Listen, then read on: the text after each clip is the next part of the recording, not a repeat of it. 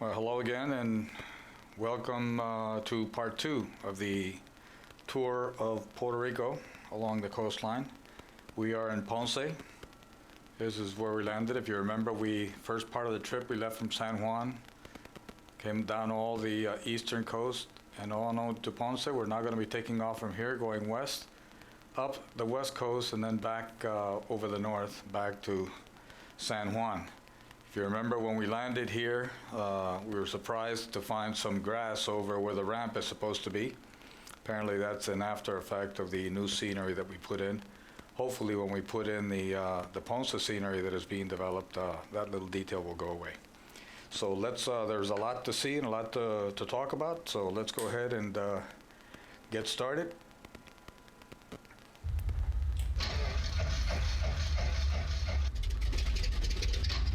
There we go. Love the sound of these engines. There we go.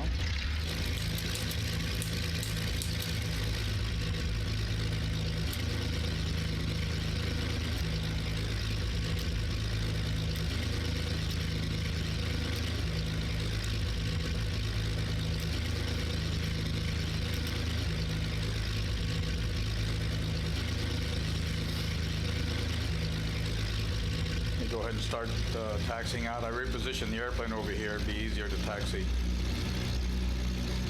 with the problem here.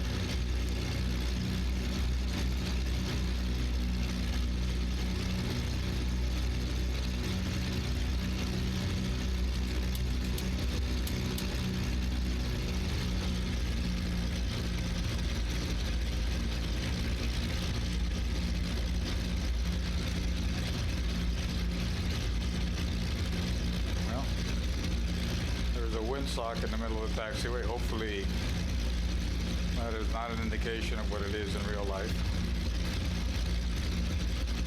It's one of the many little glitches in FSX.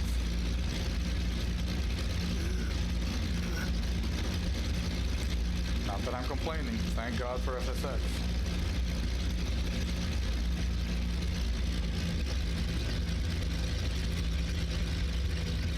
You'll also notice when I turn here that when I'm moving around on the ground, I'm using the control wheel to do that. I don't have rudder pedals in this setup, mostly because I have a little table underneath the screen here to be able to have the screen lower. I like it lower to look more like a real airplane looking out the window. And between the table and the cables, it's impossible to have some rudder pedals down there. So even though I know it's not proper protocol, this is what we need to do to get around, so that's what we're going to do.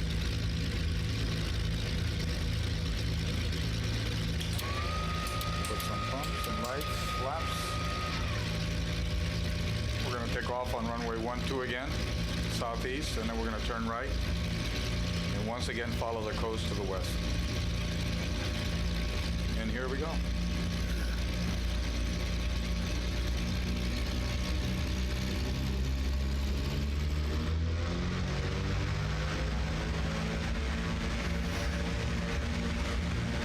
Strange not to see anything on the right side here.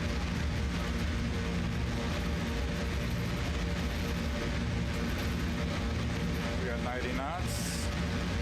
Little by little rotate. Here we go. We're in the air. Gear coming up.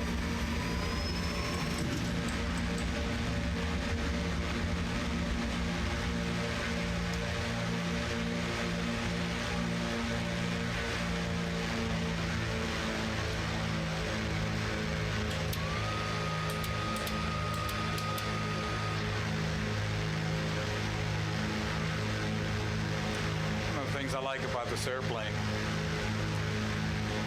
You'll notice over here with the tachometer is, you'll see the little sync wheel there. You'll see how it reacts very much like the real thing does. 310 essentially had the same instrument. That's one of the reasons I like it, I guess. I think there's a prop sync switch somewhere in the cockpit here, but I'm not interested in it. I'd rather do it the old-fashioned way.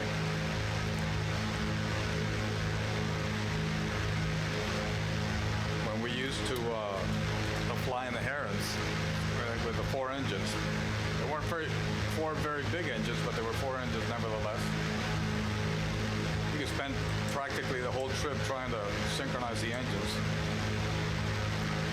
It had a separate instrument similar to this, but all it had was 3 little wheels similar to that one.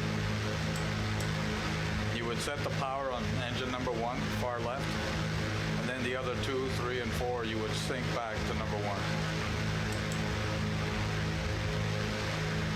Go ahead and set the power again here like we did before, 31 inches and 2,500 RPM.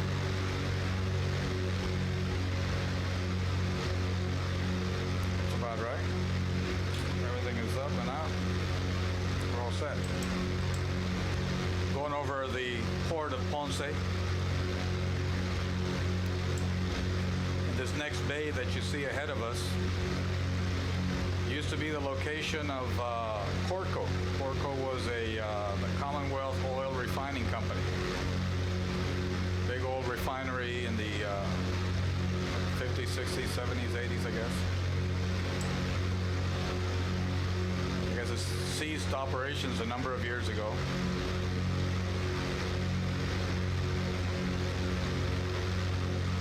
I believe some of the facilities are still being used for a variety of industrial purposes.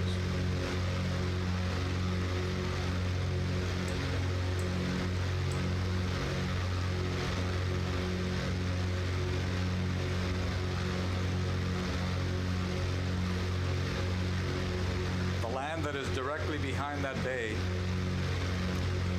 is something called the dry forest. El Bosque Seco. Apparently it's a nature preserve intended to protect the vegetation in that area. As we talked about before, this area, despite the greenish color on the sim, this area typically is very dry, and that area in particular has the kind of vegetation that is typical of an arid climate. So they set up that whole preserve to try to preserve that ecosystem.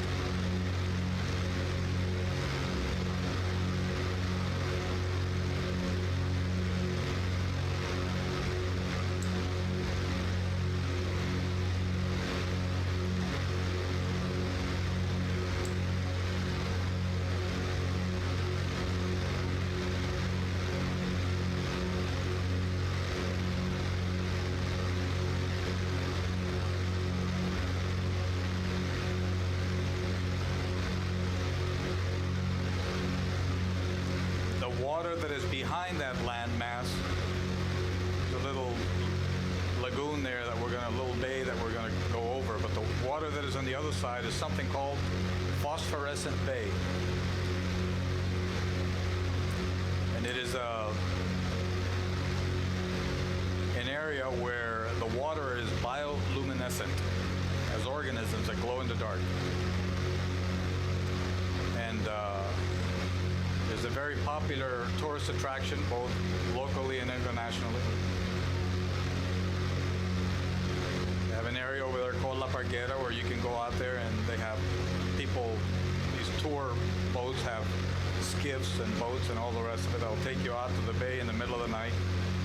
The darker the night, the better. And anything that churns the water, whether it be the propellers of the boats or putting your hand in the water or whatever, glows with an eerie bluish hue that is beautiful to watch. Very strange phenomenon, but very beautiful.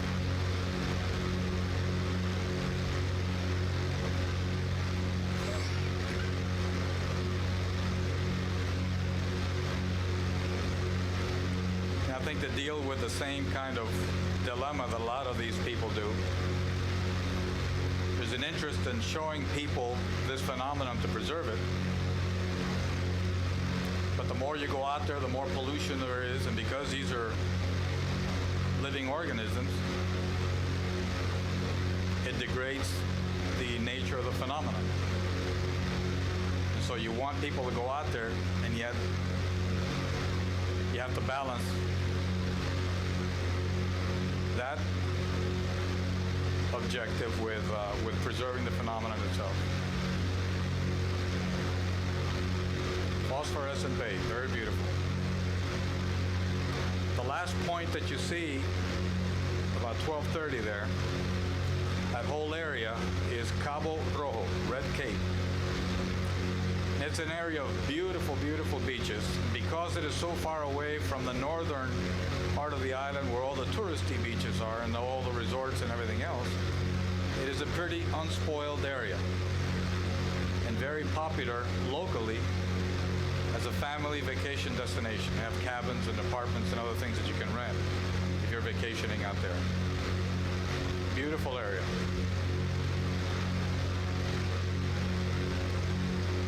I'm going to move a little bit inland here for a moment.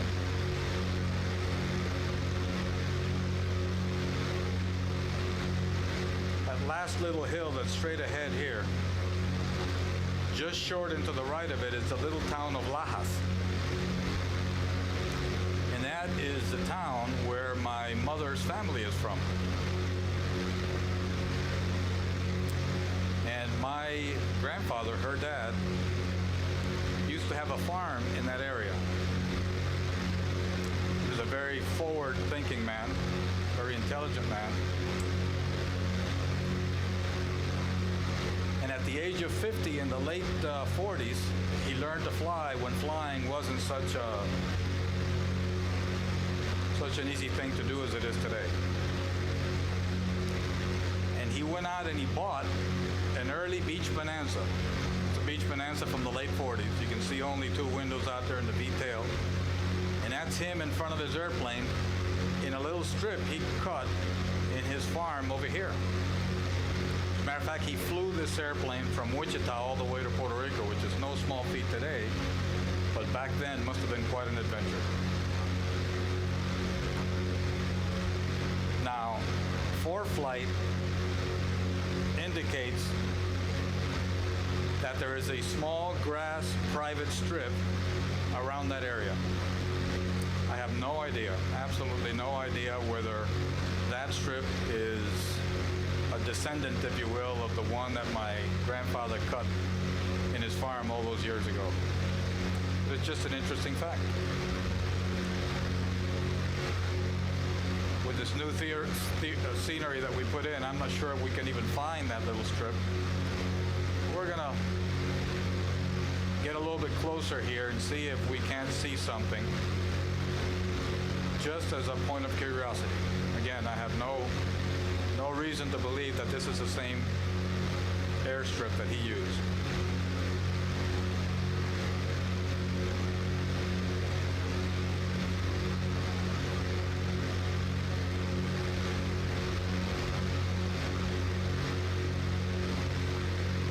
Maybe one of these days I'll get industrious and call some people and find out who owns this thing and see if this is something new that they built or something that was there before.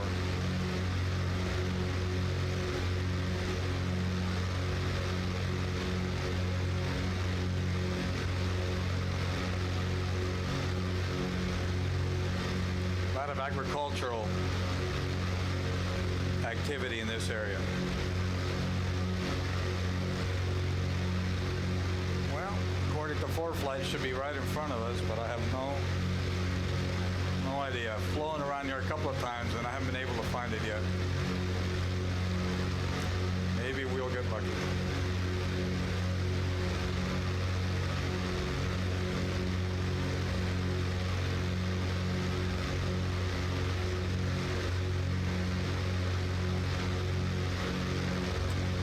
Does this little brown field look like it? I don't know.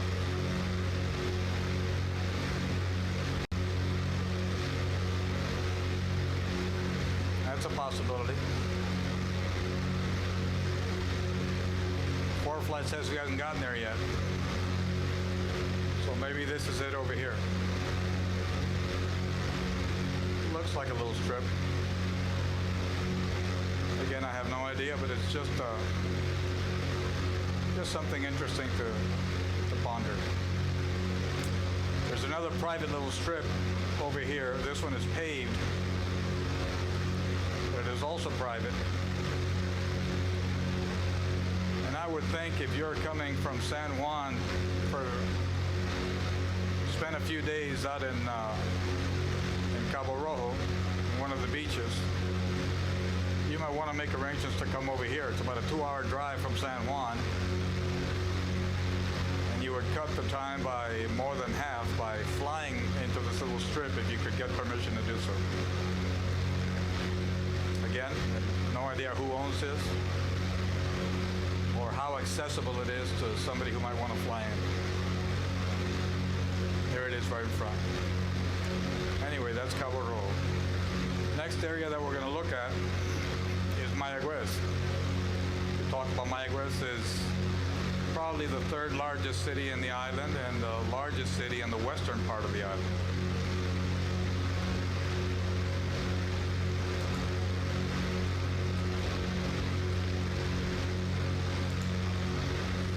Remember we said that the Atlantic Ocean was in north and east of the island and the Caribbean Sea was to the south? The body of water that we see in front of us here is the Mona Passage. Mona is an island that is between Puerto Rico and the Dominican Republic, which sits over here, right in the middle of the channel. It's a uninhabited island, pretty wild. There's huge rock faces. Lots of strange vegetation and animal life over there. And the whole island is a preserve. And they have a small settlement out there for the people who tend to it. But unless you have some specific reason to go there, you probably can't get permission to fly over there and land. The landing itself is pretty tricky going into that island. One of the distinguishing features of Mayagüez is up ahead here on the right, is that it houses the technical campus for the University of Miami, for the University of Puerto Rico.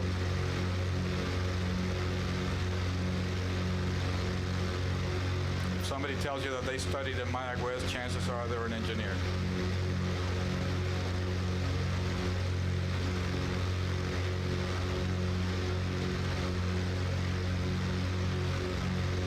As we said in the last video, Mayagüez now has a VOR, which we didn't have before. I guess they have a couple of instrument approaches as a result of that. But when I was flying, and that thing didn't exist, the closest VOR was at Ramey, which is on the other side of those hills, and we're going to go there in a moment.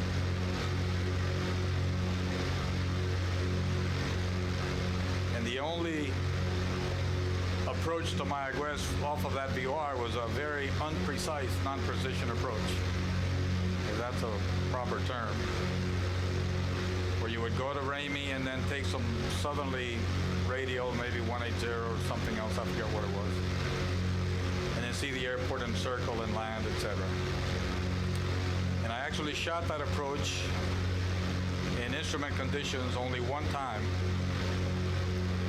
And that's a very entertaining story, but it's a story for another day. So maybe on a future flight, I'll share that story with you.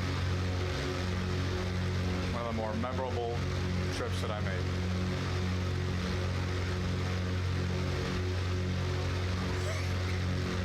One of the airplanes I used to fly regularly was an airplane owned by my uncle, and he lived next to Ramey up in the north. And because that airfield over there was for military use only, he would keep his airplane in Mayagüez. And so I had occasion on any number of times to take and bring his airplane back and forth from San Juan. Had a chance to become a little bit familiar with this area.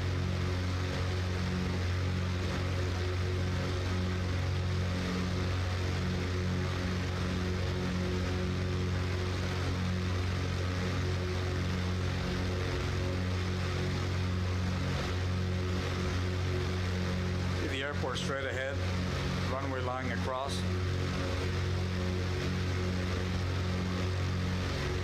That little black building you see is, again, this is default scenery. I guess it's supposed to represent the terminal building. But just to the right of it is a stock FSX building, which is located about where the hangar for my uncle's airplane was.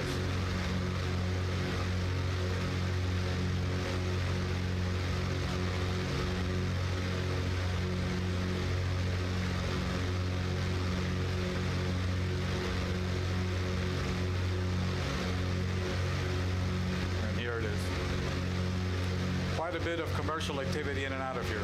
Very busy area, a lot of traffic, both commercial and civil in this airport. On the other side of these hills, you can see right on the northwest tip of the island is Tango Juliet Bravo, Quebec, now called Borinquen Field. It used to be the old Ramey Air Force Base. Ramey, named for General Ramey, was a fellow who collected the debris in the 1947 Roswell crash.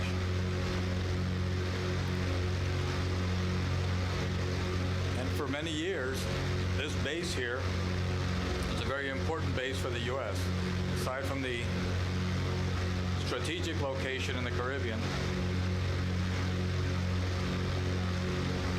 it was used to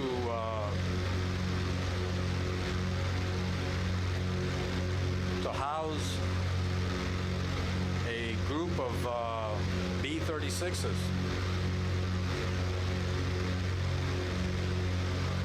And eventually a group of B-52s.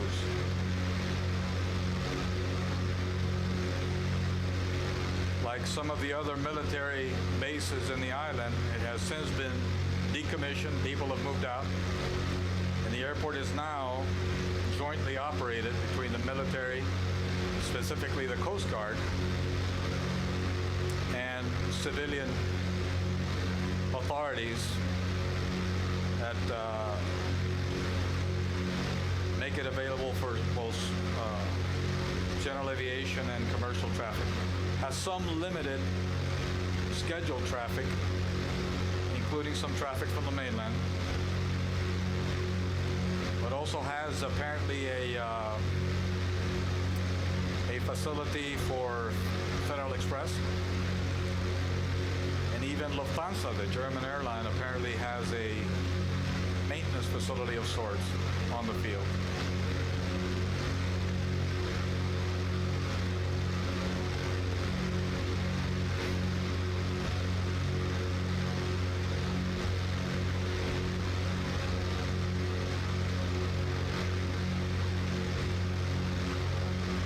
This is one of the airports that is being modeled by this Puerto Rico project that I mentioned before.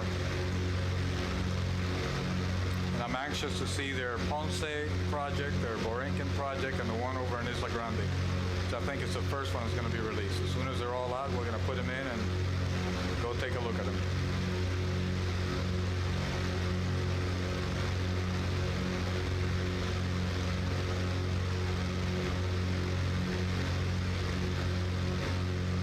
Ramey used to have a little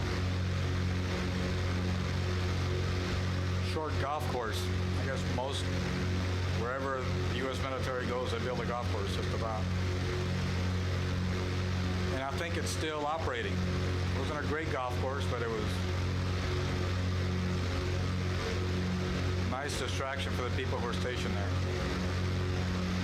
I think a lot of it, a part of it at least, is on the left side of the runway there.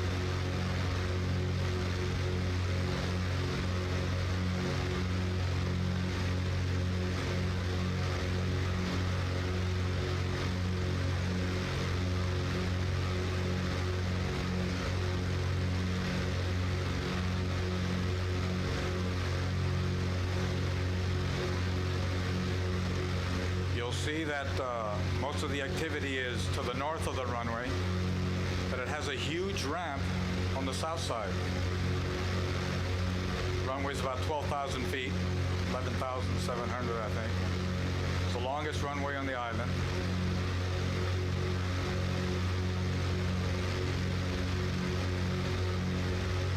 see the golf course straight ahead. Again, never got a chance to land here because of limited access. That's a very long runway, and you can see how big this ramp is on the right. You can almost imagine how many of those big bombers could have fit on that ramp when they were parked.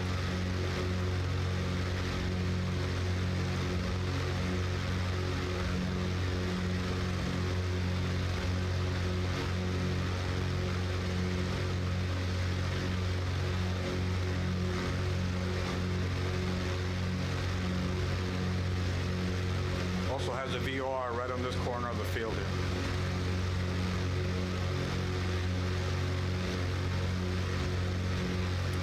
This little bit of coastline here is a little different than the rest of the coastline. Most of what we've seen so far are beaches all the way around. But this one here has some beaches and then has these bluffs that go up 200 to 300 feet from the level of the water. Not unlike what you see in some parts of California.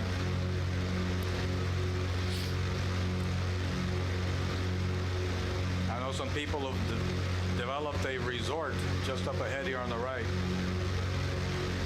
that is absolutely spectacular. Built on one of these bluffs. They have designed and built a golf course that is truly spectacular. Some people are referring to it as the Pebble Beach of the Caribbean. You see how beautiful this is. The breach comes in and then the terrain goes up. The project itself is up ahead a little bit.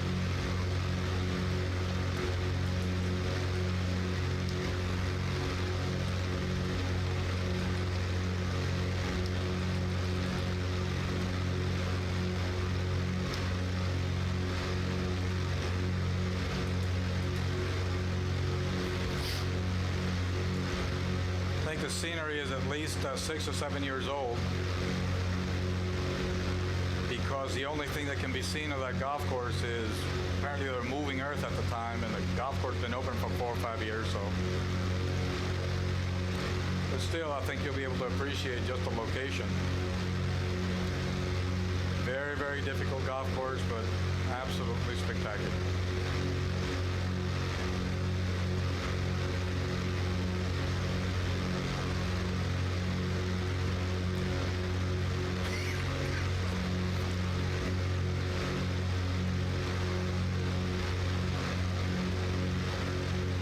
See parts of the property right over here in front of the all of this over here. Absolutely beautiful. If you like golf and you're in the area, you have to stop by. Anyway, I set up a user waypoint to find a spot that is not easy to find, but it's something that I wanted to bring your attention to.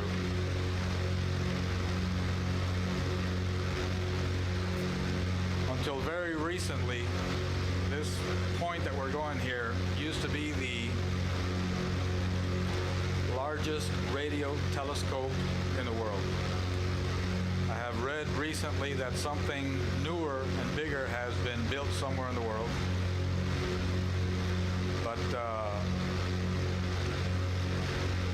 But this one has held that distinction for many, many years. Used to be run by the people at Princeton University, and I'm not sure who runs it today.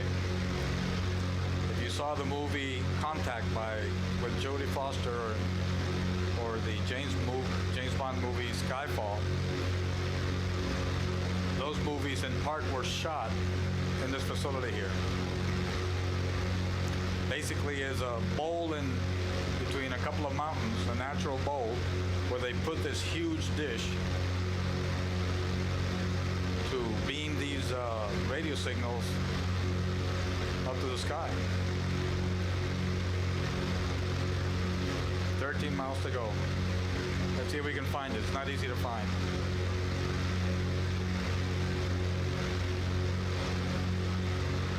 Last time I was there, it was open only once or twice a week for tours. And it It's not easy to get there in terms of roads. It's a little windy roads along these little mountains here, but it is well worth your time to go out and take a look at it. Spectacular facility.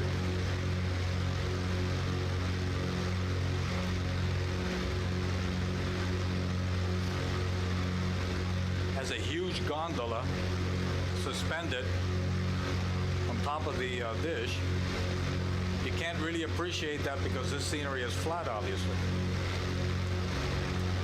But if we can see it, at least it'll give you a peek and you'll get a sense as to what we're talking about.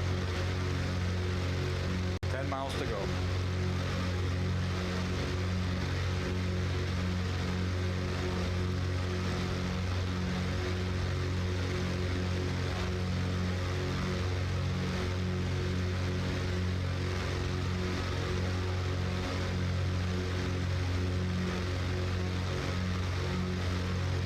See, if you're flying a little single engine in this area over here,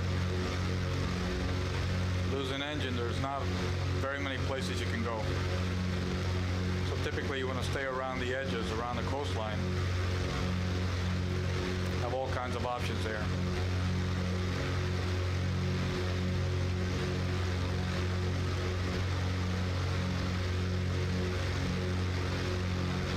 These are not very high mountains. The highest mountains are 4,000 plus feet.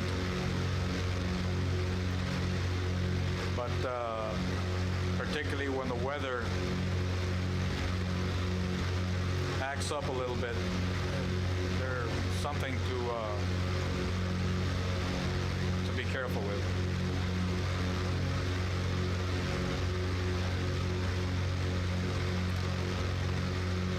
Six miles to go. Tried to find it a couple of times to mark it on the GPS, and I miss it as often as I hit it.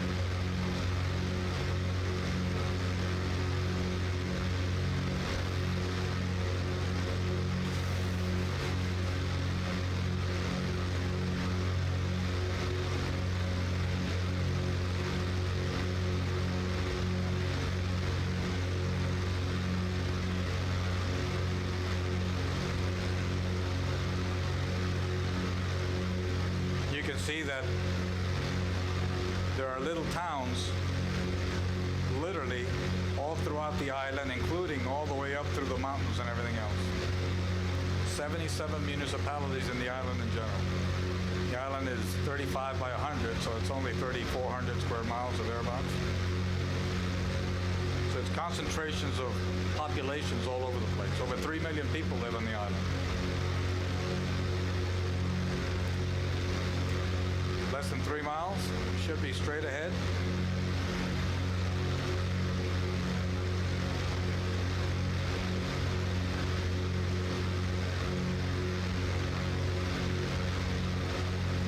I hate to miss it again.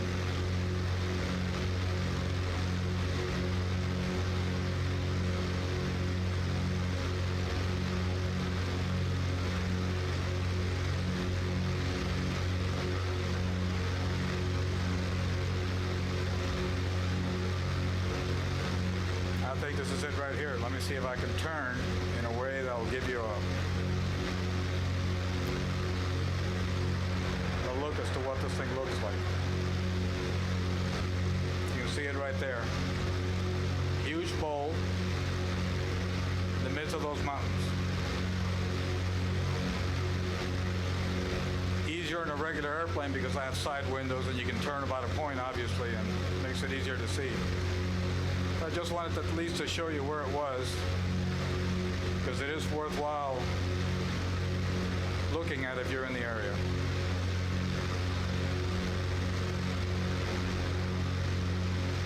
Well, I've said it before, but I'm pretty happy with the scenery. You know, it's not too unlike the texture of this area when you're actually flying down low as we are now.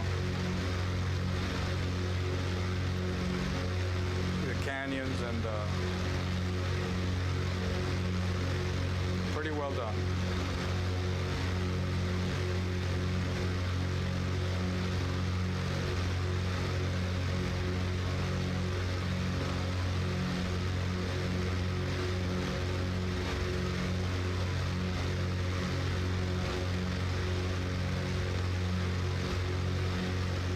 liberty.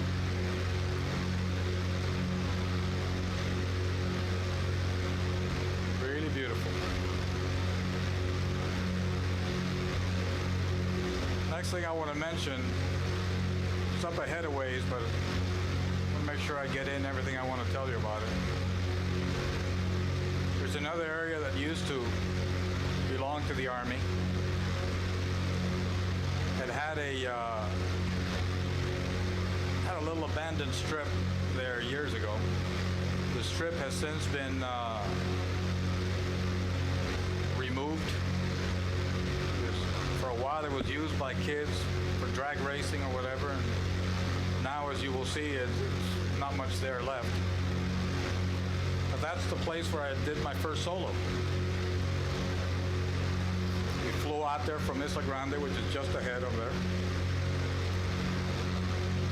And in a 172, the last instruction my instructor gave me was, if a cow comes into the runway as you're coming in for landing, just go around and try again. Thankfully, I didn't have to go around, but there were cows in the area for sure.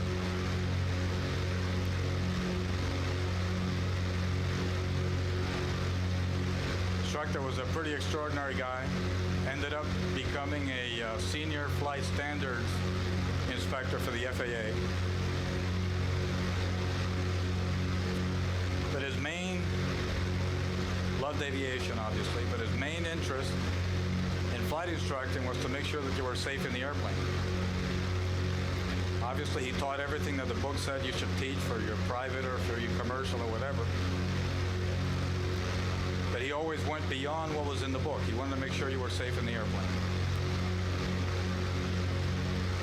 And so, for example, we did a lot of spin training. Always wore a white long sleeve shirt, even in the heat, a tie, and he had a pipe. And he would cross his arms and put his pipe to his mouth and say, okay, now 2 revolutions to the right. And we'd spin and do 2 revolutions to the right. Then we'd come out and say, okay, now 2 revolutions to the left, and we would go ahead and do that. When the time came for my commercial training,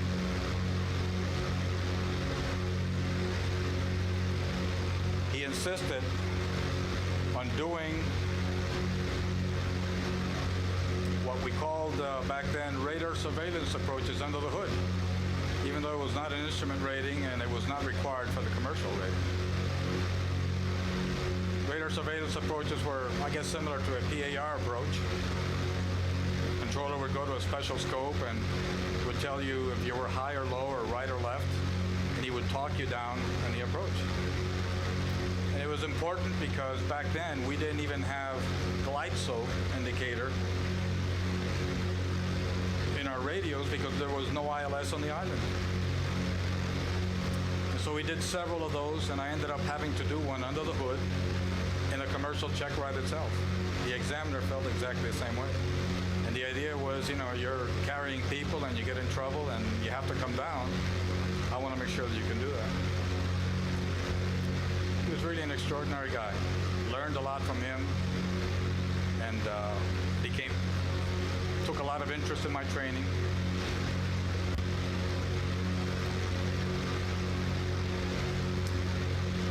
That's the Tortugueros Lagoon, and that is the remnant of the runway that you see on the point over there. Not much left there. This whole area was what they call the practice area. You would take off and go to the west, and this is where a lot of the flight training used to take place, and I imagine still takes place. If you go 3,000 or 4,000 or 5,000 feet higher, this is the approach lane for all the airliners coming in from the mainland, turning and coming into San Juan International. Up ahead, those 2 little black simulations of buildings that you see there, that's the Dorado Beach resort area. Dorado Beach was originally developed as a resort by the Rockefellers in the 50s. Has since been bought and sold a couple of times, and had recently been redone by the Ritz-Carlton people. It's a spectacular resort.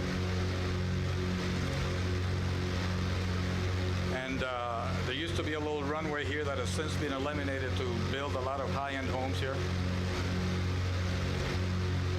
But that whole property, before the Rockefellers took it over, used to be a coconut and pineapple plantation owned by the family of Clara Livingston. Clara Livingston was a true pioneer in aviation in the States. I think she was the woman number 200 to receive a license in the States. Was a personal friend of Amelia Earhart. And indeed, when Amelia Earhart was on her worldwide trip, she stopped in Puerto Rico with her navigator and stayed at her house overnight. When I was flying, Mrs.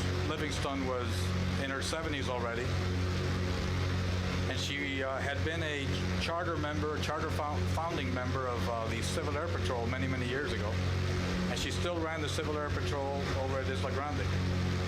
And so she had a little 150 that she would commute every day. She was a tall, lanky lady, very nice, has since passed on.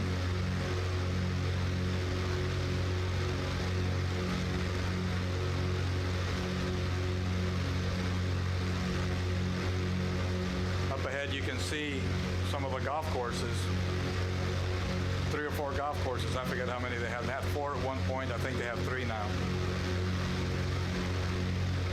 for the whole Dorado Beach complex.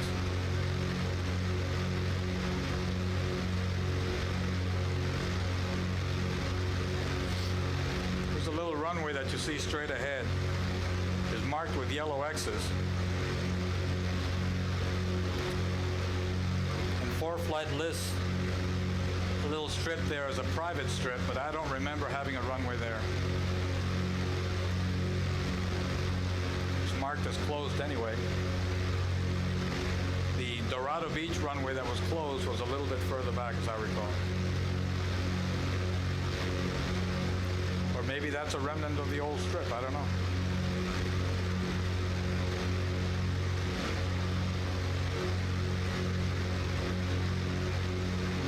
In any event, this over here is the town of Dorado itself. You can see San Juan in the distance already. So we've almost completed our circumnavigation of the island. That's El Yunque over on the right side. You can't quite see it, but just beyond these houses here, that's the Dorado River. Whenever we finished our training session, we would start back for Isla Grande, which is beyond that stretch of water there. This would be our first reporting point. Isla Grande Tower, Cessna Sus, Dorado River. That'd be, and they tell you to continue over here to Levittown. Levittown is just up ahead. Levittown used to have a water tank. It used to be the second reporting point. But I've been looking in ForeFlight, and apparently that reporting point no longer exists. I don't know if the water tank itself exists or not.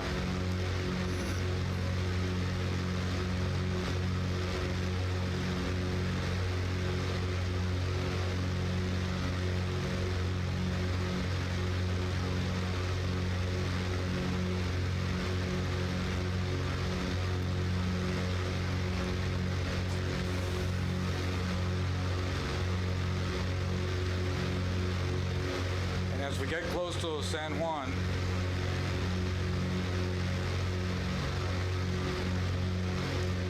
you see those smokestacks over there. Those are stock FSX buildings intended to represent industrial activity. I think they're intended to represent the Bacardi plant, which is there, which is actually a little bit closer to the water on the other side.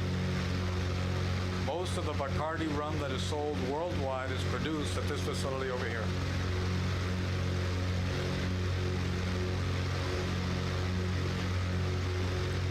You can see the entrance to the harbor in San Juan. You have El Morro Castle on that side. It's a very tricky entrance. You need professional pilots, navigation pilots, to get you in there. But all the cruise ships and everything else coming through there.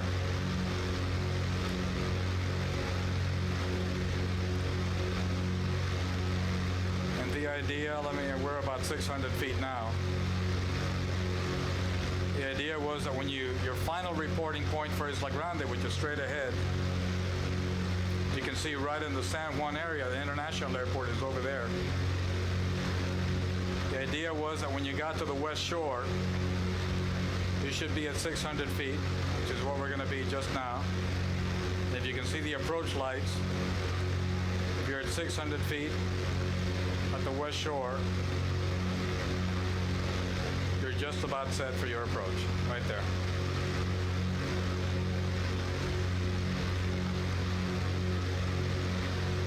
The Puerto Rico project for Isla Grande, this scenery is part of the Latin VFR scenery for San Juan International, but this other project is going to update this airport without affecting, apparently, the scenery for San Juan. So I'm looking forward to that. Let me just make one final turn here before we go into land.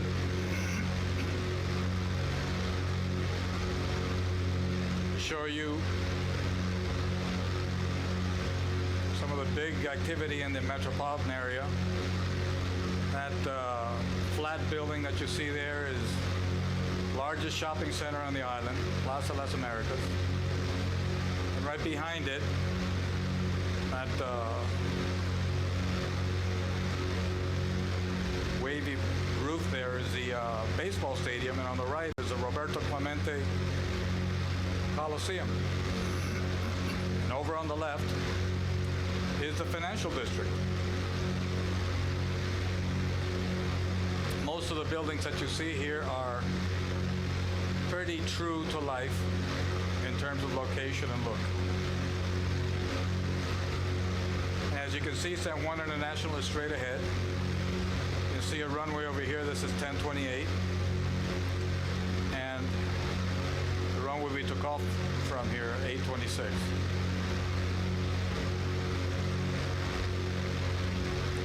This lagoon connects with the lagoons that we saw when we took off in the other flight. This is all part of that fishery that I was talking about. I guess we should slow down here. Get the flap speed here. And there we are. Obviously, we wouldn't be doing this in real life.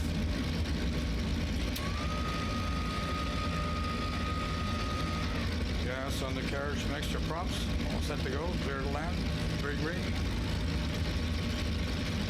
Nothing to it but to do it.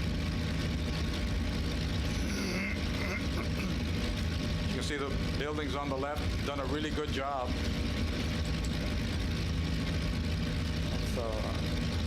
With the way that looks in real life.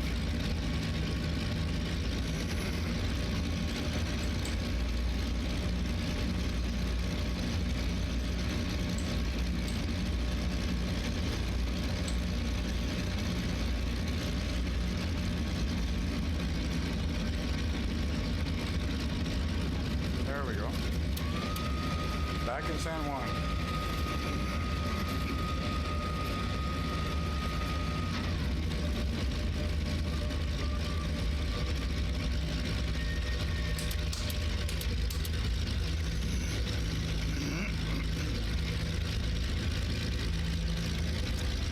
Well, I hope you have enjoyed this tour around the island. I wanted to do this before I did some of the other flights, just to give you a sense as to what the whole area is. But future flights are going to be a lot shorter and a lot more targeted. Advantage of flying in this area is that the distances are not all that great. So you end up making a lot of takeoffs and landings for every hour of flying that you put in, which is good if you're working on your training. But I think the next flight we're going to do is maybe a flight to Culebra, one of the islands, fly over using something they call the river transition, and then land over there, and then the following flight will come back using the Tango transition. Those are two things that did not exist, again, two procedures that did not exist when I was flying. but I have seen some videos about people flying them in real life and read something about them, and I'm anxious to do them for you just to see how it comes across. It should be fun. And then we'll do some other flights after that. In any event, here's a printer hangar again. Here's where we started from. Printer airplanes used to go into gate 14, which was just to the right here. That's where we used to take off from it.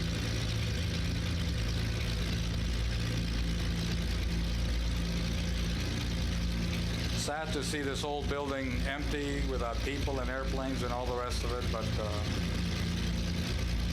I have very fond memories of this. It is good to be back, even if it's only in the simulator.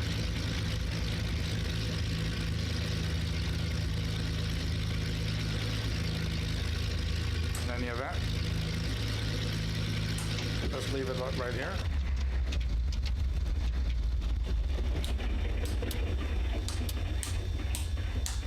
Well, thanks again for watching. I hope you enjoyed it, and we'll be talking again soon. Stay well. Bye-bye.